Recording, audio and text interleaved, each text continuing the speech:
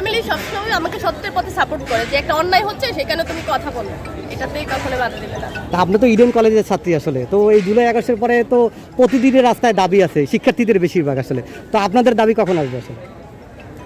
শুনেন, আমাদের Eden college হচ্ছে আসলে আমি যতটুকু দেখেছি যারা বড় আপুরা আছেন, তারা যারা আমার সমবয়সী আমার সাথে পড়ছে, সবাই হচ্ছে পড়াশোনা নিয়ে অনেক ব্যস্ত থাকে।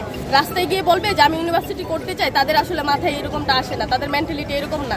আমরা সবসময় পড়াশোনা নিয়ে ব্যস্ত থাকতে চাই বা ব্যস্ত থাকি। Thank you.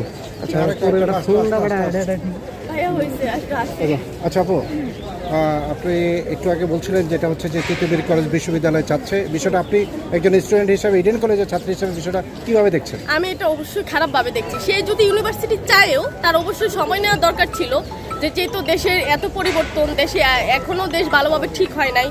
সো এই মুহূর্তে এই দাবিগুলো সে না করাই ভালো ছিল। তিতুমির কলেজে যে ভাইয়ারা বা আপুরা বা আমার সমবয়সী যারা আছেন, তাদের দরকার ছিল যে অবশ্যই এটা পরবর্তীতে এই দাবিটা নিয়ে আসার। কারণ এখন আমি দেখলাম যে ঢাকা শহরের প্রত্যেকটা জায়গায় তিতুমিরের স্টুডেন্টরা এসে বিশৃঙ্খলা শুরু করছে। এই যে আমার 6 তারিখে পরীক্ষা, এর আগে পরীক্ষা ছিল আমার 27 তারিখে পরীক্ষা ছিল। এই সমস্যার কারণে আমাদের পরীক্ষাটা দিতে পারি না, ক্যান্সেল হচ্ছে। সো আমার মনে হয় যে এই বিষয়গুলো এখন তারা না করা ভালো, এখন একটু চুপ থাকা তাদের দরকার। আর কি আপনাদের পক্ষ থেকে কোনো ধরনের কি বার্তা কি আছে? মানে স্টুডেন্ট না, আপনি যেহেতু জুলাই অভ্যুত্থানে একটা ভালো একটা ভূমিকা রেখেছিলেন, ওই জায়গা থেকে আপনার কোনো কি বার্তা আছে কিনা তাদের উদ্দেশ্যে? তাদের উদ্দেশ্যে এইটাই বলবো যে তারা এখন স্থগিত থাকুক। তাদের যদিও কোনো ব্যাপারে আন্দোলন করার ইচ্ছা জাগে বা তাদের যদি কিছু সরকারের কাছে বলার থাকে, তারা হচ্ছে দেশটাকে একটু ঠান্ডা হতে দেখ বা দেশের পরিস্থিতি একটু ভালো হইতে দেখ, তারপর তারা সেই ব্যাপারগুলো সরকারের কাছে এসে আবদার করবে। নামটা বলে দেন আপনার। পুতুল আক্তার জলি, ট্রাফিক আফা।